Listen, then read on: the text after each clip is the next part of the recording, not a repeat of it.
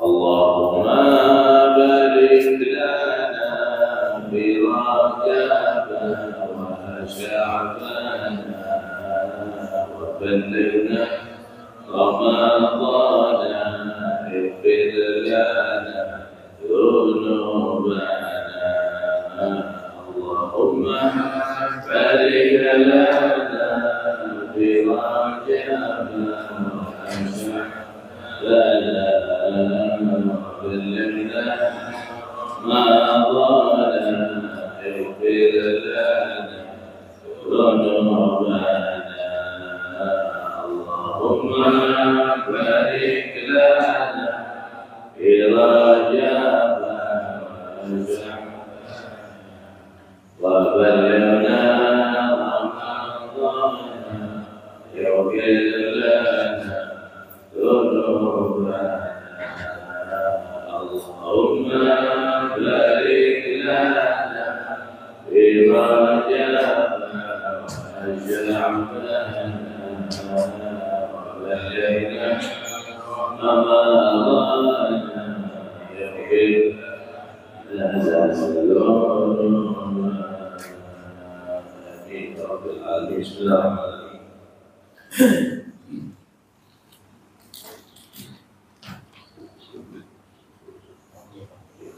الله الرحمن الرحيم. والنفع والانتفاع والإيمان والاستفادة والحث على التوسل بكتاب الله وسنة رسول الله وسؤال الهدى بالله والرغيب في الحوادث سبحانه وتعالى.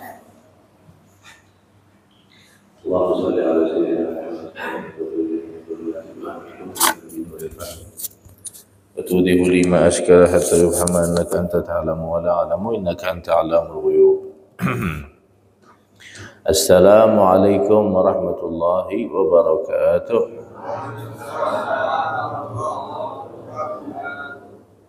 الحمد لله والصلاة والسلام على سيدنا رسول الله محمد بن عبد الله على آله وصحبه ومن والاه ولا حول ولا قوة إلا بالله. اللهم صل على سيدنا محمد الفاتح لما أغلق والخاتم لما سبق ناصر الحق بالحق والهادي إلى صراطك المستقيم على آله وصحبه حق قدره ومقداره العظيم. أما بعد سبحانك لا علم لنا إلا ما علمتنا إنك أنت العليم الحكيم.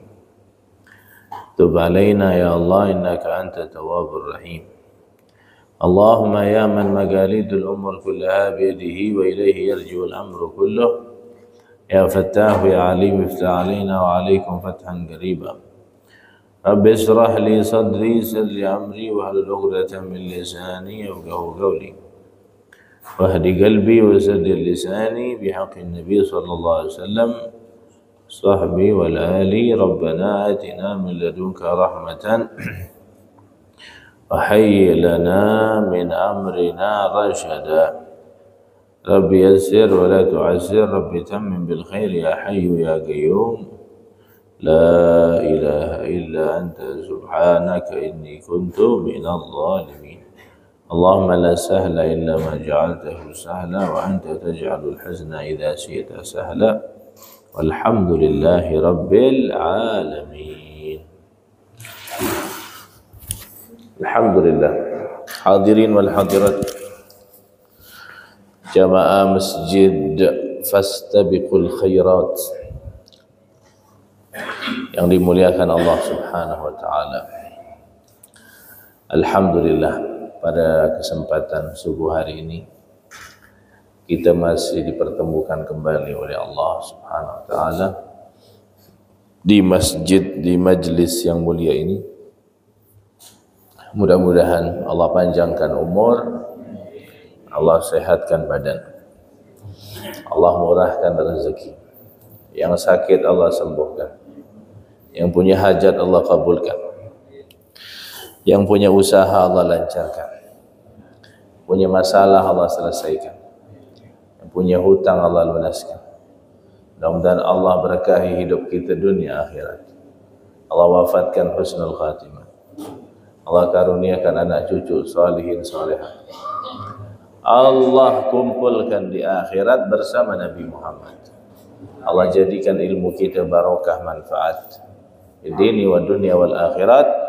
Barik lana fi Rajab wa Sya'ban wa ballighna Ramadan fi lutfin wa khairin wa afiyah. Amin ya rabbal alamin.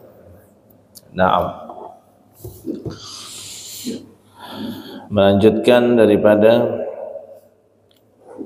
kajian kita di dalam kitab Fathul Qarib Al-Mujib yang dikarang oleh Sayyid Alawi bin Abbas Al-Maliki Al-Hasani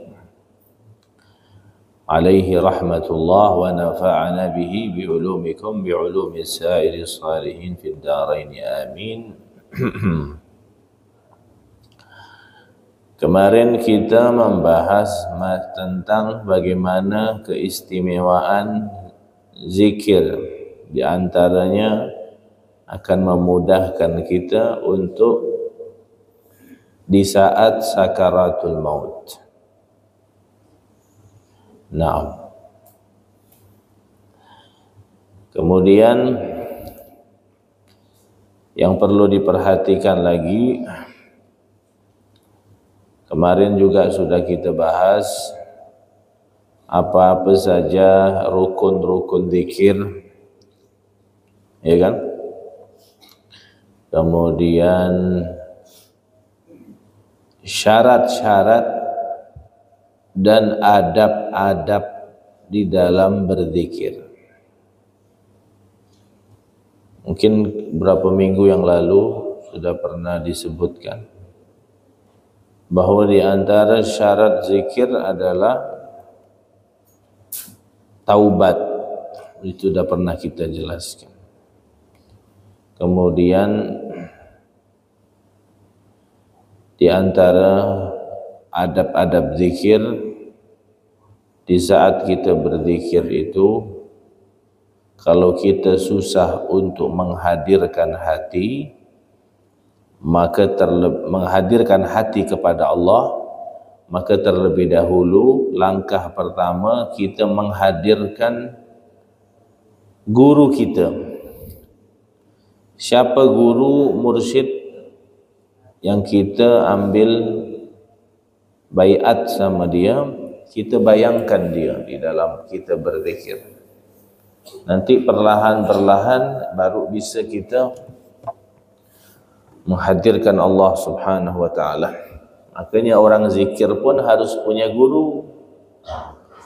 Kalau tak ada guru nanti bisa gila dia. Maka dari itu harus pakai guru. Istimdaduhu min syaikhihi wa istimdaduhu minan Nabi sallallahu alaihi wasallam. Orang yang punya guru, maka dia nyambung dia nanti dengan Nabi Muhammad sallallahu alaihi wasallam. Gitu juga di antara adab zikir adalah duduk di tempat yang suci. Walaupun zikir ini sebenarnya tempatnya umum, tidak ditentukan, tidak harus zikir itu hanya di masjid saja. Tapi yang dimaksudkan zikir di tempat yang suci adalah bukan di tempat pembuangan najis seperti di WC atau di tempat-tempat yang najis, ya kan? Pilih tempat-tempat yang suci. Kemudian di antara adab berzikir adalah tatyibu majlisid dzikir birraihati thayyibah lianna majalisad dzikri la takhlu anil malaika wa an mu'minil jin. Mewangikan tempat majlis zikir itu dengan aroma yang wangi. Juga majlis ta'lim sama. Majlis ta'lim, majlis zikir, majlis maulid, majlis sholawat, majlis apapun, kalau bisa di majlis itu harus wangi. Ini tak ada sekali bau.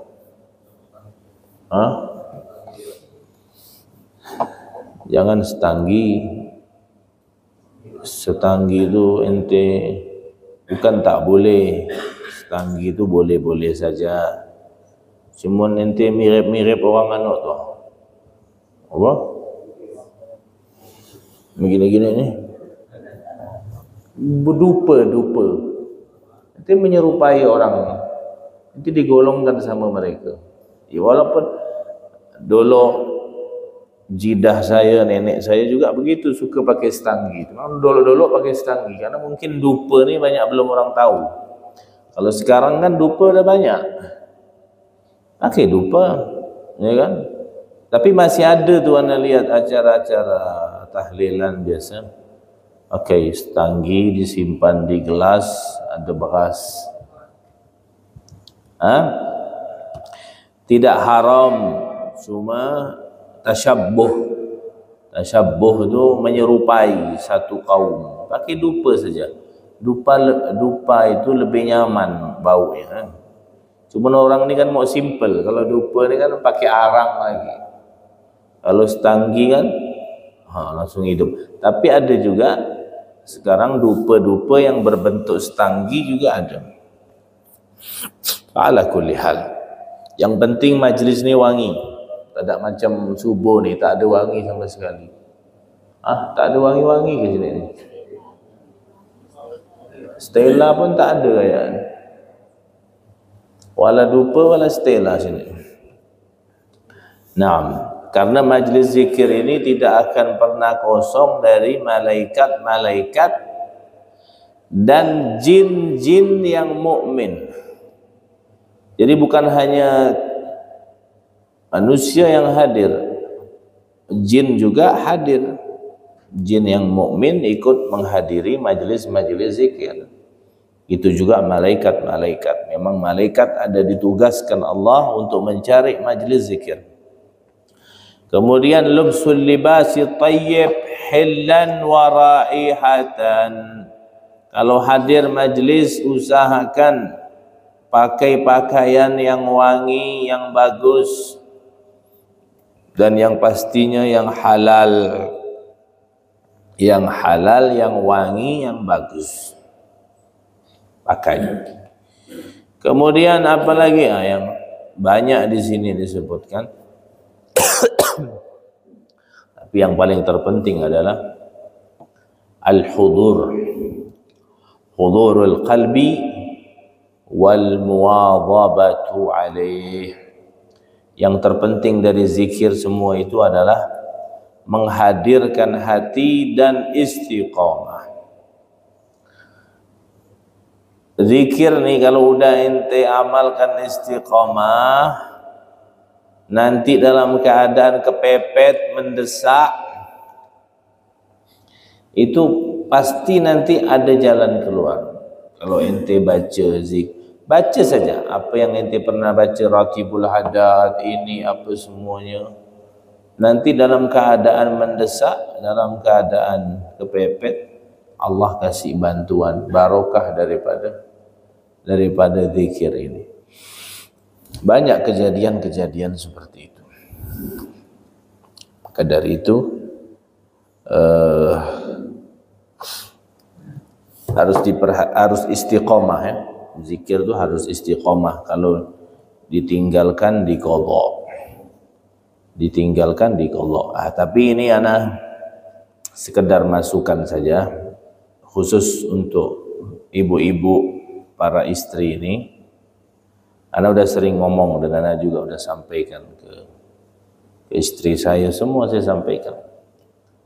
Kalau ada suami lebih afdol melayani suami, zikir tinggalkan. Melayani suami lebih afdol daripada zikir. Kalau tak ada suami baru banyak-banyak zikir. Jangan depan suami main tasbih. Depan suami jangan main tasbih. Lebih afdal ente mijit kaki dia. Lebih afdal daripada megang tasbih. Betul? Betul nyarinya. Nampak tak pernah kena pijit nampak?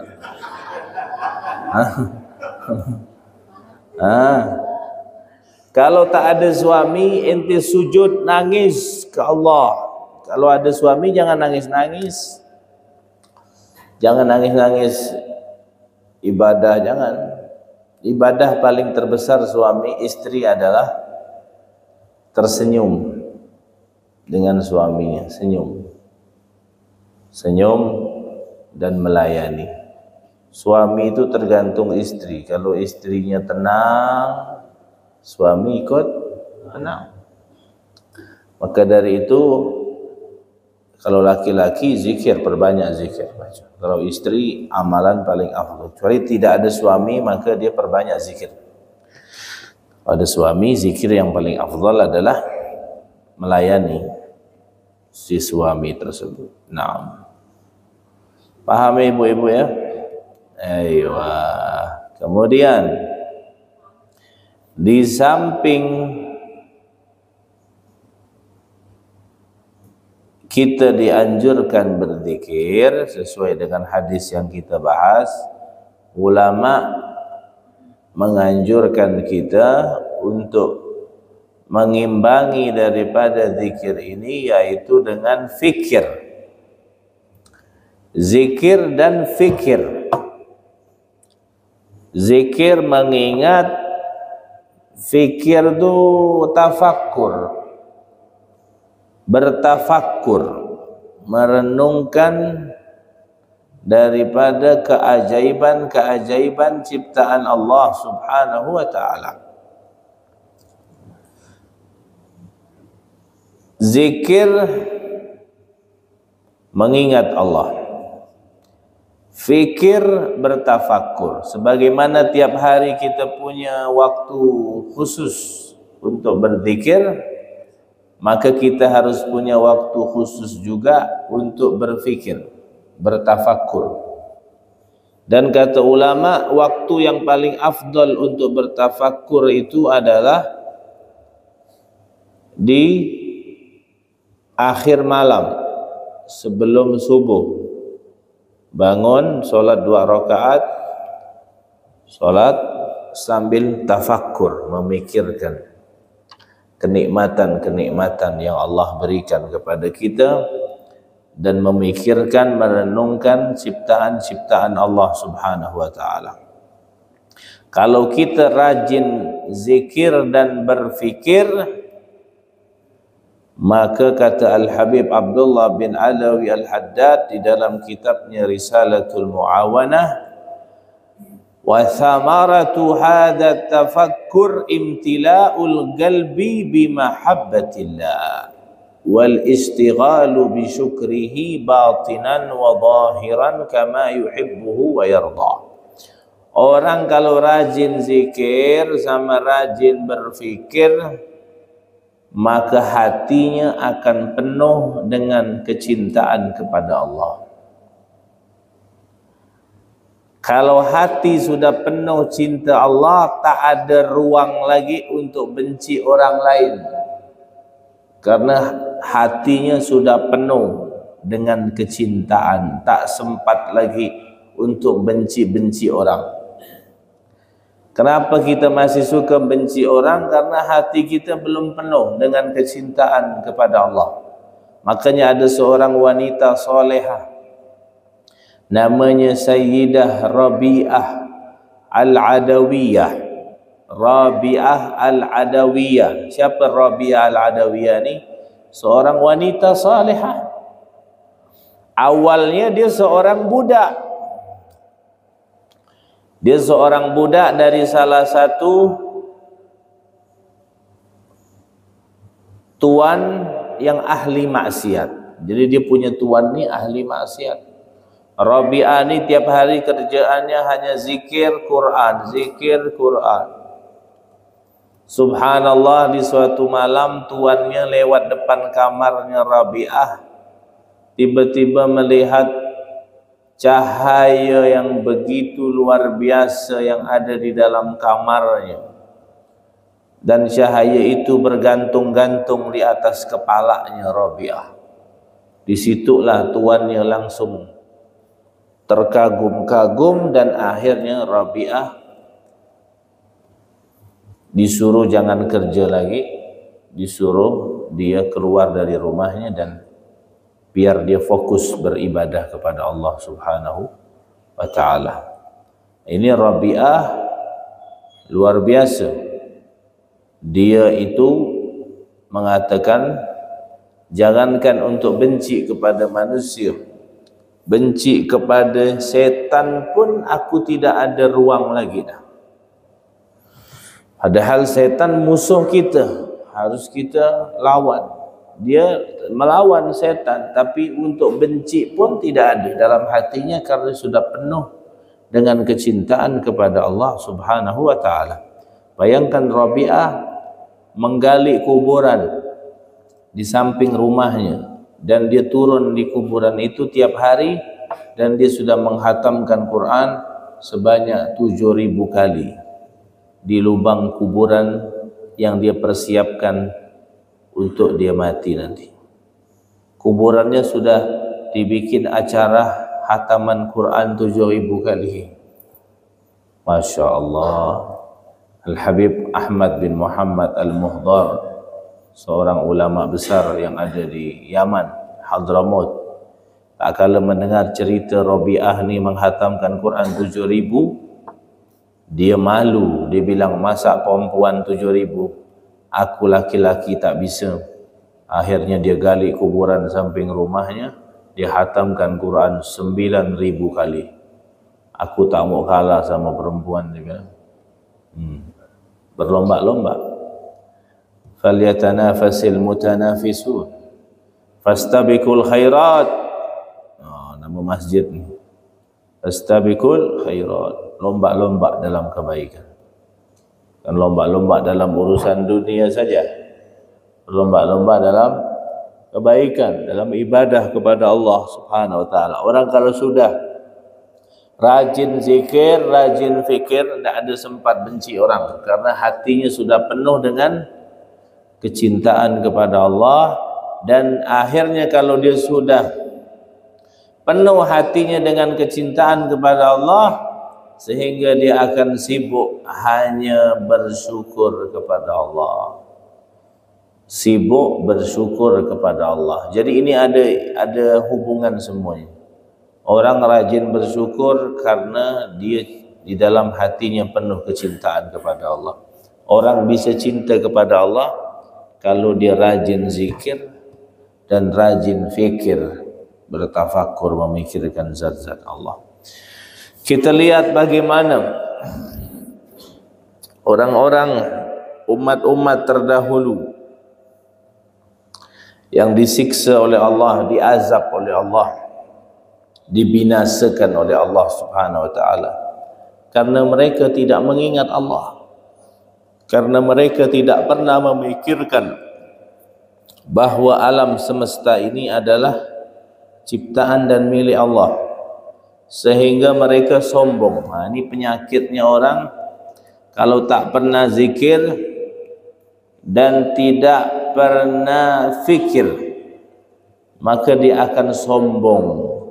Dia tidak akan mau bersyukur kepada Allah Subhanahu wa ta'ala, dan dia cenderung akan menentang atau melawan daripada apa-apa yang datang kepada dia daripada kebaikan. Kita lihat bagaimana musuh-musuh Allah, bagaimana kaumnya Nabi Allah Nuh alaihi salam. Dulu di zaman Nabi, sebelum datang Nabi Nuh, zaman Bani Israel, ada 5 orang laki-laki minas salihin, orang soleh, namanya Wat. Jadi nama-nama dulu ni namanya agak aneh gitu. Namanya Wat. Wat, waw sama dal, Wat. Wat. Kedua Suwa. Kemudian Yaghuth, Ya'uq, Nasr. Ini ada 5 orang soleh. Namanya agak aneh dikit nih. Di zaman sebelum datangnya Nabi Nuh, sebelum diutusnya Nabi Nuh alaihi salam, manusia-manusia ni sangat cinta sekali kepada mereka ni, orang soleh ni.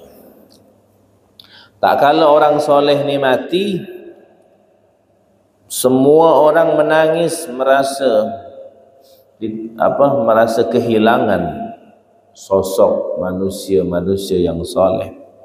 Kemudian mereka karena masih rindu dengan orang-orang soleh itu, mereka membuat patung yang mirip dengan muka 5 orang soleh ini. Dibikinlah patung-patung biar dia bisa mengenang terus, ya kan? Setelah berlalu beberapa tahun, datanglah setan menggoda manusia-manusia yang pada saat itu untuk menyembah patung-patung itu. Datang setan menggoda, ayo kita sembah ini patung, karena ini patungnya orang soleh. Yang tadinya mereka ni semua agama dahulu tauhid, mengesahkan Allah. Memang Islam belum datangnya setelah diutusnya Nabi Muhammad SAW, tapi sebelumnya semua agama dan semua Nabi mengajarkan untuk mentauhidkan Allah. Mereka semuanya menyembah ni patung. Tak kala terjadi penyimpangan seperti ini, akhirnya Allah Subhanahu wa taala mengutus Nabi Allah Nuh alaihi salam. Nabi Nuh, kata ulama, sebenarnya nama Nabi Nuh ni bukan Nuh. Ana lupa namanya tu. Nuh tu karena Nuh tu artinya nahaya Nuhu, artinya menangis merintih. Macam mana orang nangis merintih? Nangis, merengek, nangis. Kenapa? Karena pernah suatu kali Nabi Nuh ni duduk-duduk ketemu sama, kalau tak salah itu anjing bermata satu. Akhirnya Nabi Nuh ni ngomong dalam hatinya, untuk apalah Allah ciptakan anjing ni? Udahlah anjing mata satu pula, ya kan? Hina betul gitu. Tak kala dia ngomong dalam hatinya seperti itu, Allah tegur langsung Nabi Nuh.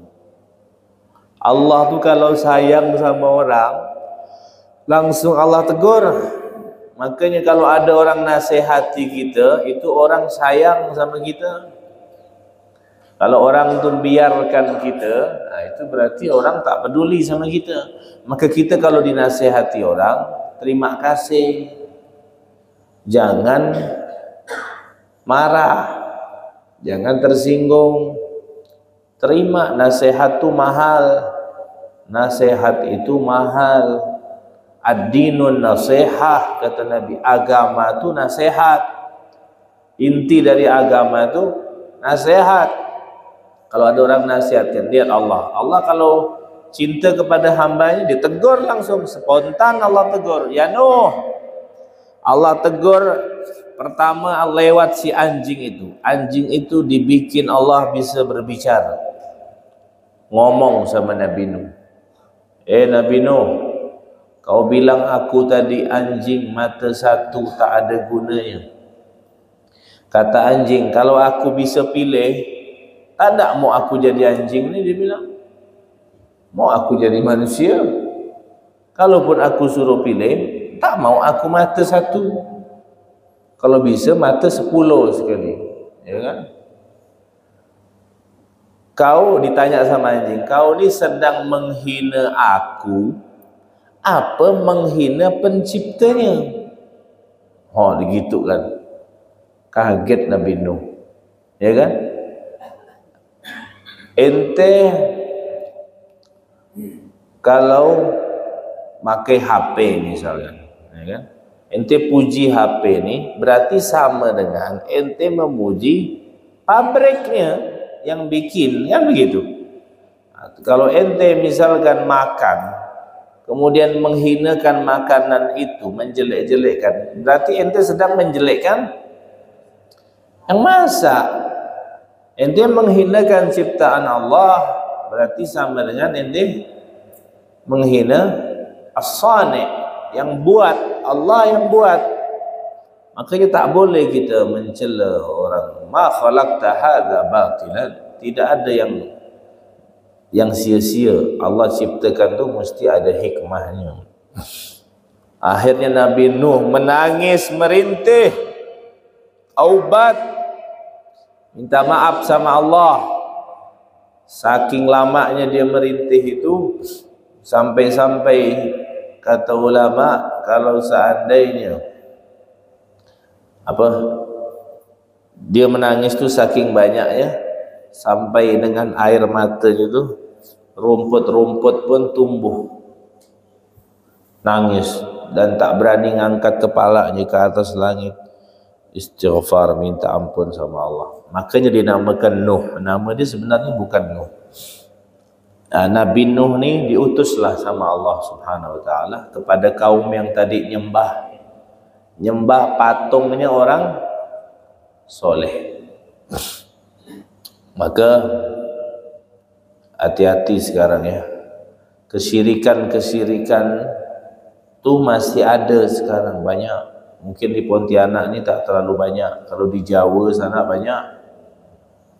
Pelet-pelet, dukun-dukun, untuk pelaris, untuk apa gitu?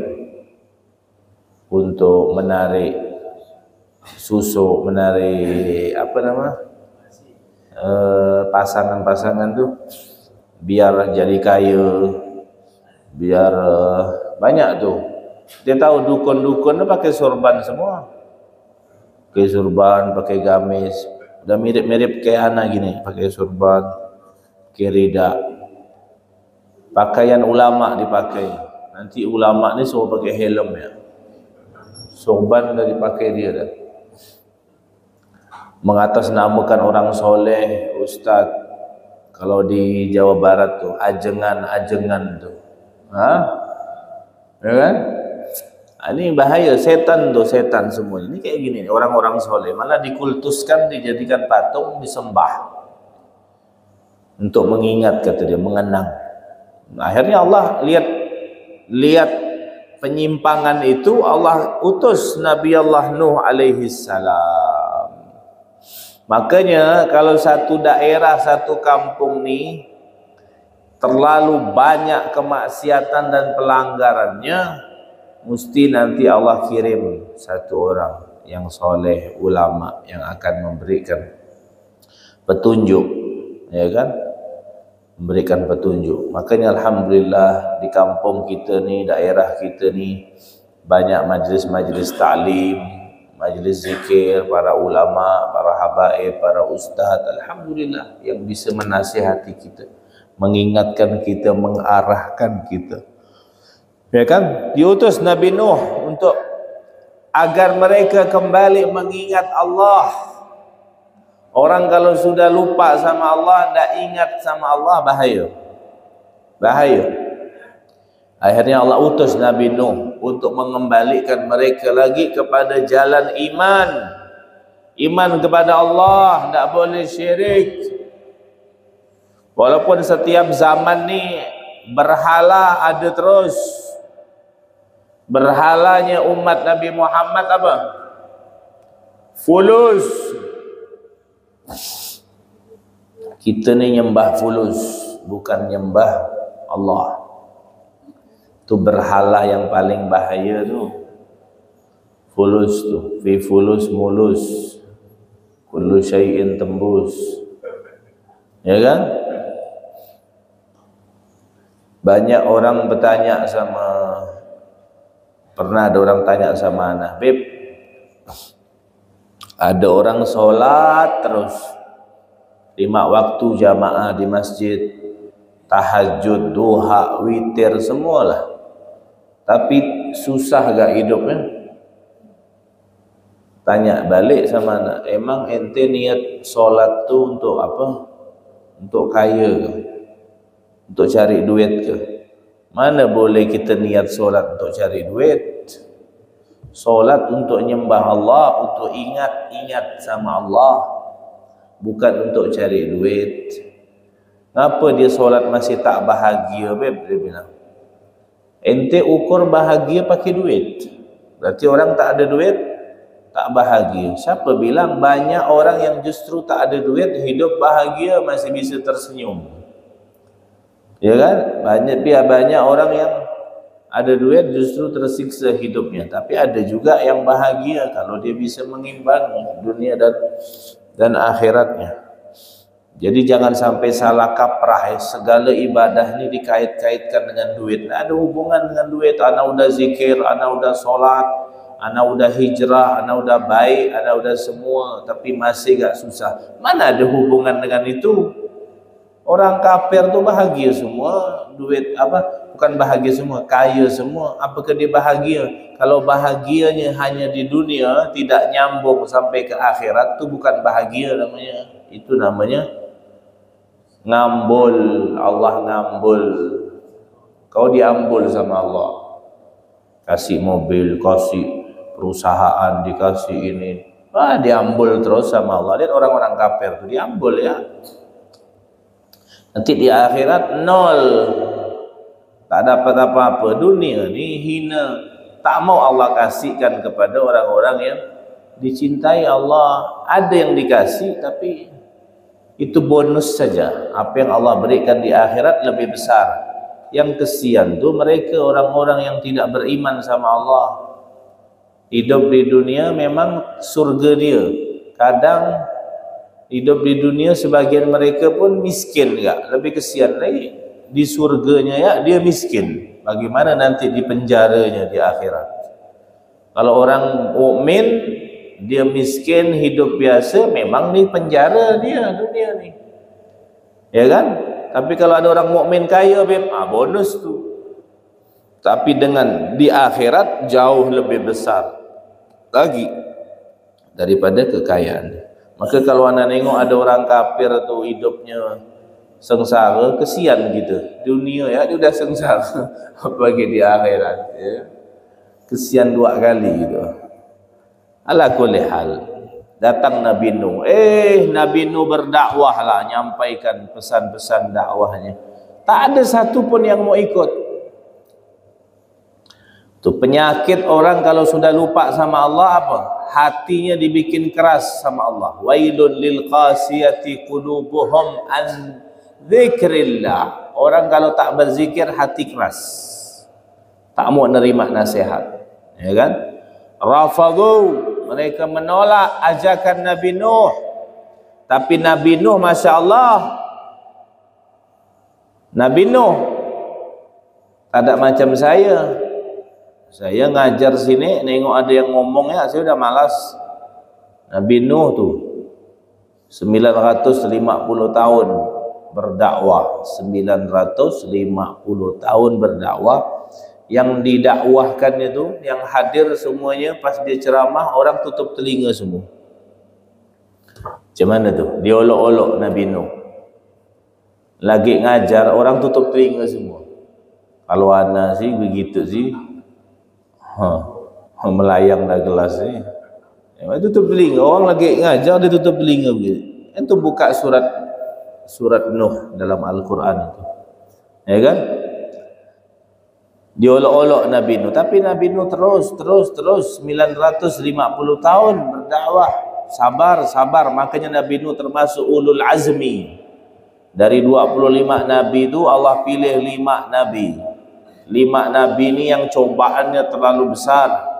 Nabi Muhammad, Nabi Nuh, Nabi Musa, Nabi Isa, Nabi Ibrahim.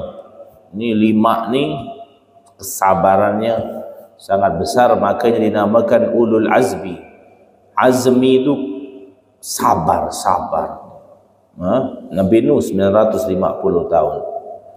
terus berdakwah, yang beriman hanya beberapa orang saja. Akhirnya Allah perintahkan, Allah wahyukan kepada Nabi Nuh alaihi salam bahwasanya teruslah berdakwah, sampaikan terus. Akhirnya Nabi Nuh pada akhirnya sudah mulai tak kuat, habis kesabarannya. Kemudian Nabi Nuh berdoa kepada Allah, dan doanya tidak tanggung-tanggung. Doanya ini kesal nih Nabi Nuh. Kata Nabi Nuh, Rabbi la tadar 'alal ardi minal kafirina dayyara innaka in tadarhum yudillu ibadaka wa la yalidu illa fajiran kafara. Ya Allah, binasakan semua orang-orang kafir itu. Jangan biarkan dia hidup di atas dunia ini. Kalau dia hidup di atas dunia ini, dia akan menyesatkan hamba-hambamu, dan tidak akan lahir dari mereka kecuali orang-orang yang jahat, orang-orang yang kafir. Nabi Isa minta diratakan semua itu, matikan semua. 950 tahun aku sampaikan, tak ada yang dengar, ya kan? Bayangkan 950 tahun, tak ada kita hidup 950 tahun. Fataqabbalallahu da'wata, Allah terima doanya Nabi Nuh. Allah bilang, ayo Nuh bikin perahu. Bikin perahu. Isna' safinah, bikin perahu. Nanti kalau udah jadi perahu, kau ajak yang udah beriman yang sedikit tuh, ajak naik ke atas kapal. Nanti kalau udah itu, aku akan datangkan tufan. Tufan itu ombak yang sangat besar. Tsunami, tapi bukan tsunami, ini lebih besar dari tsunami. Ada angin kencangnya, ombaknya yang begitu besar. Akhirnya Nabi Nuh bikin kapal.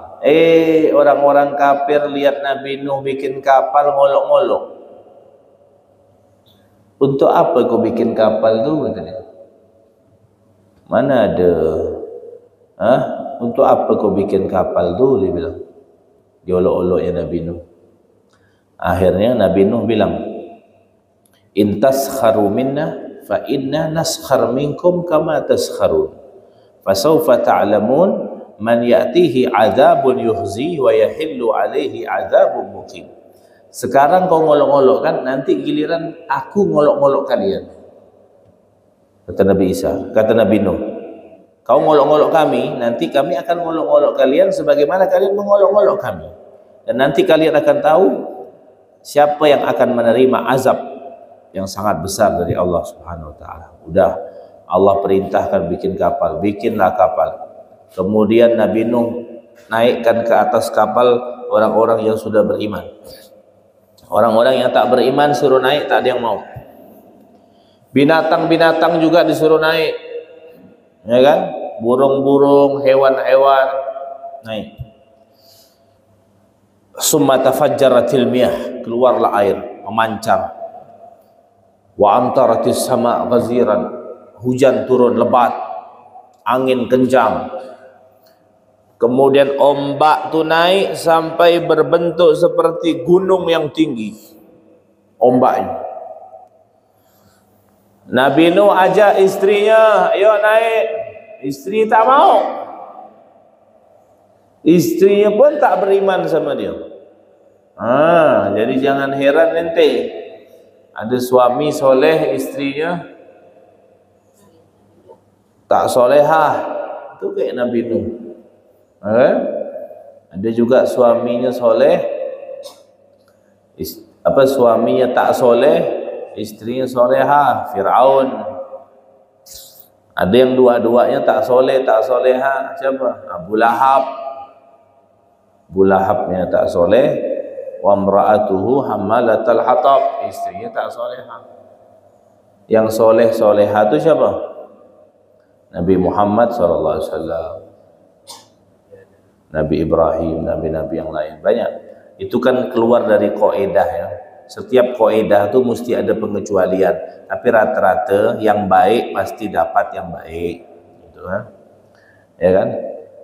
Yang baik pasti dapat yang baik. Ya kan gitu. Kambing jantan pasti akan datang ke kambing betina. Tak mungkin kambing jantan datang ke kucing betina, kan tak mungkin. Baik pasti datang yang baik. Kalau ada yang di luar kaidah pengecualian itu sedikit tak banyak. Nabi Nuh suruh istrinya naik, istrinya tak mau. Karena istri tak mau, anak pun tak mau juga. Maka kesolehan anak ni tergantung emak, bukan tergantung bapak. Maka ibu-ibu kalau pengen anak yang soleh solehah, jadilah ibu yang solehah. Tak mungkin ibu-ibu yang suka goyang-goyang pinggul di TikTok itu akan punya anak yang soleh solehah. Mustahil. Kalau tak tobat ya, kalau tobat insya Allah. Tak mungkin. Tidak mungkin. Yang suka joget-joget, acara kawinan joget-joget. Ini banyak sekarang nih perempuan pakai kerudung tapi joget-joget acara kawinan. Banyak tak tuh? Selfie-selfie, foto-foto. Yang lebih memalukan lagi itu, yang di situ hadir ustadz. Ustadz udah kayak tunggul, ada dipedulikan. Wah, joget, ada yang joget-joget sama-sama apa tuh? Tak boleh joget-joget. Perempuan joget-joget di depan umum, ya kan, dilihat suaminya, tak bagus. Suaminya diam, Allah, na'udzubillah. Tak boleh, harus cemburu masalah ini, harus punya kecemburuan, harus punya ghirah, harus punya ghirah. Ini kadang anak-anak pondok apa ikut-ikut, yang udah belajar-belajar di majelis taklim juga masih begitu. Tak usah joget-joget, apalagi apa namanya, ada suaminya di situ, tak boleh. Dia tuh istrinya tak mau ikut, anaknya otomatis tak mau ikut, tak mau beriman. Fada'ahu likayarkam safinah, diajak naik ke atas kapal. Anaknya bilang apa? Sa'awi ila jabalin yasimuni minal ma'. Aku bisa berenang, nanti aku naik ke atas gunung, insyaallah selamat. Sombong. Diajak naik tak mau.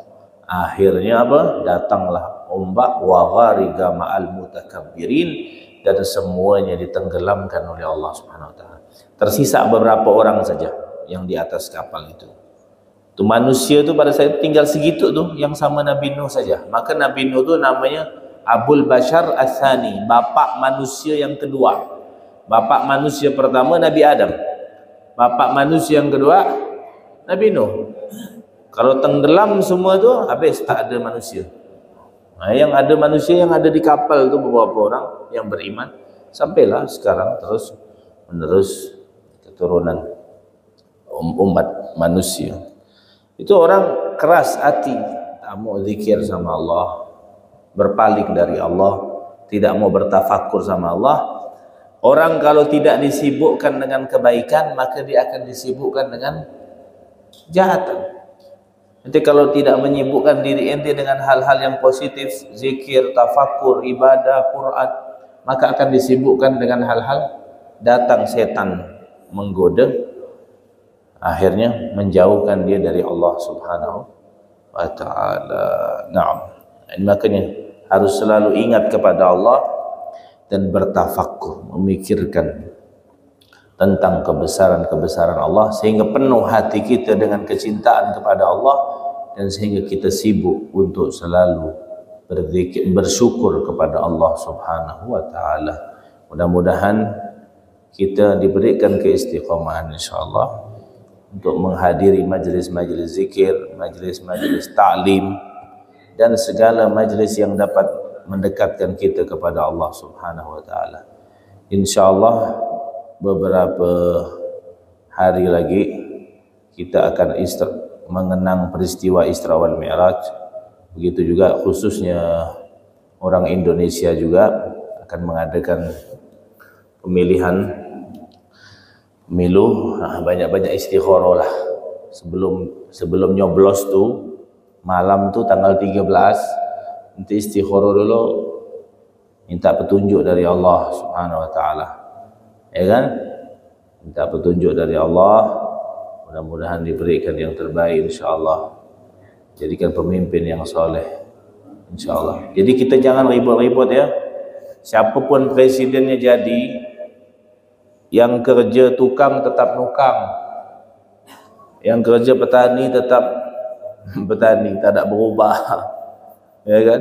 Yang malas ibadah ya tetaplah malas ibadah.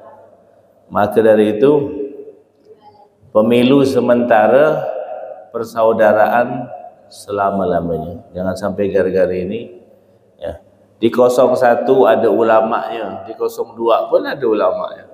Ada habibnya, ada santrinya. 03 pun ada. Jadi bingung kita. Semua ada ulamanya, semua ada santrinya, semua ada habibnya. Yang salah itu di saat kita menjelek-jelekkan, itu tidak boleh. Masing-masing saja. Pilih dengan hati nurani kita. Yang mau ikut ulama, ikut ulama. Yang mau ikut ulama ini, ikut ulama ini. Masing-masing. Khair insyaAllah. Mudah-mudahan dikasih yang terbaik. Amin ya rabbal alamin. Subhanakallahumma bihamdika asyhadu an la ilaha illa anta astaghfiruka wa atubu ilaik. Wassalamualaikum warahmatullahi wabarakatuh.